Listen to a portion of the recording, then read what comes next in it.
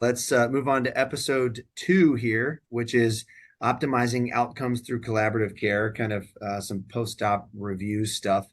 I happen to believe that eye care is probably the best example or one of the best example in all of medicine, how collaborative care can function at its highest possible level. If we have, both ophthalmology and optometry pulling the same rope in the same direction. One of my mentors always said ophthalmology and optometry are two sides of the same coin.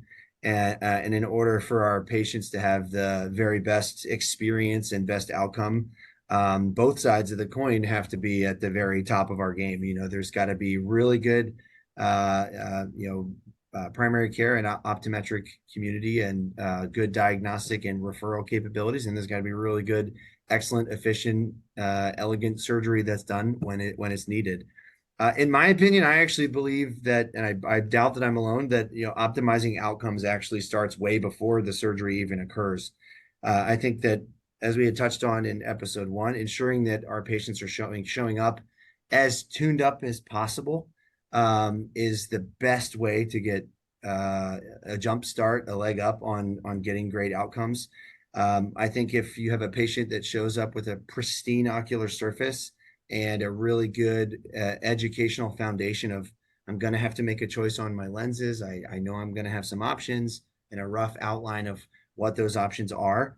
It's super, super helpful for both the patient and for the surgical team of our optometrists and ophthalmologists. So I'll start with, again, Dr. Steiner. What are some of the best ways that our referring colleagues can help ensure that the patient is set up for success even prior to arrival at our offices? Yeah, I think you're right. I think we already touched a little bit on some of this stuff, but first and foremost, having the talk and the conversation with the patients that probably they've had a long history of knowing. So, what are your goals? And then sharing those with us. So to your point, if it's going to be monovision, how much monovision, which eye's distance, which eye's near, how long have they done it in contacts? Has there been any struggles with monovision? So any details pertaining to that is really helpful. Ocular surface is so important. And even if the patients have already started a dry eye regimen, the education about the differences between dry eye symptoms and cataract symptoms is also super important, because every single patient comes in and says, well, my vision's blurry and that's why I'm here, and trying to get to the root of why is the vision blurry and sorting out what's cataract and what's dry eye. And when I talk with patients during their evaluation, we try to sort that out, but just as long as they know your eyes are dry, you've had a history of dryness, it's being treated, but you're still going to have some of that afterwards that can create some symptoms. I think as long as those conversations are happening ahead of time, it's less frustrating on the back end. Yeah. Those would be the two big ones. Dr. Nguyen, what do you got?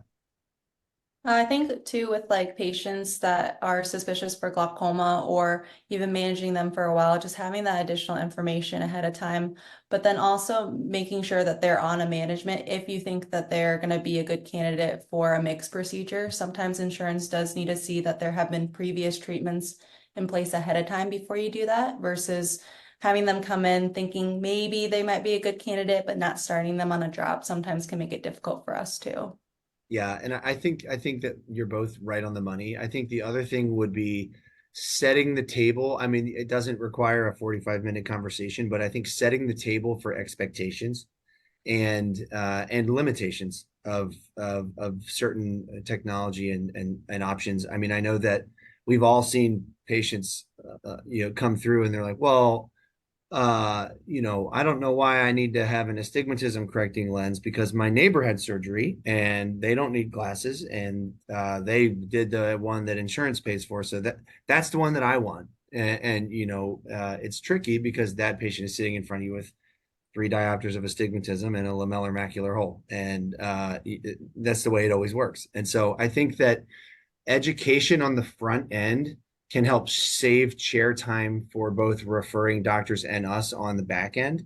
I think if you're sitting in clinic and you have a tablet up or a laptop up or a printout of a macula OCT, if you have one in your clinic, and showing them, hey, you have this thing called an epiretinal membrane, it's starting to distort your, the anatomy of your retina, and that's going to affect how you see. And even with a excellent cataract surgery, this is still going to be here. And so you might notice after surgery, my right eye is not quite as good as my left eye, and that's okay. I think a patient knowing that going in is way better for them on the back end. It also does a lot for, I believe, patient trust in the referring doctor as well, because there are often times where I'll get a referral note that says, patient has epiretinal membrane in the left eye. I do believe it's limiting vision. Just know that going into surgery. And then we talk to the patient and say, well, you have this epiretinal membrane in the left eye. And there's, well, Dr. So-and-so never told me about that. Why didn't they see it? And I'm like, they did see it. I know that they saw it. And it's just a communication issue. And if they're told that on the front end, and then it's confirmed and also discussed when we talk to them, they're sitting there saying, yeah, I knew that. And, my optometrist is really good because they already told me about all that stuff and I know what I'm dealing with here. And so I think that it both helps prepare the patient and also strengthens relationships with, patient and referring doctor to have some of those discussions ahead of time.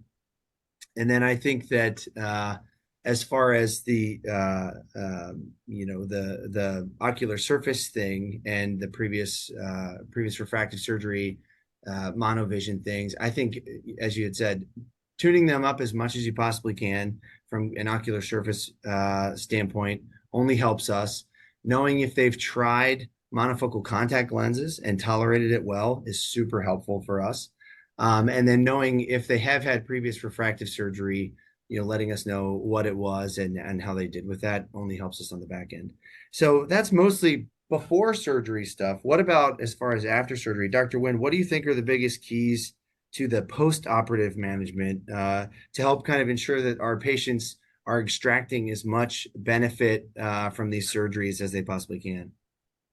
We said it preoperatively, optimizing the ocular surface. I think that still carries forward even in the post-operative care too. And so, especially during the first 4 to 6 hours, I usually say it's going to be super irritated, scratchy. A lot of folks may not anticipate that. And so letting them know ahead of time, but then also saying, hey, these lubricating drops are here for you for a reason. Use them as often as you need to. I think that really helps. Letting them know too, just like what their vision's going to look like afterwards, especially if we anticipate there is going to be some edema if they have a denser cataract.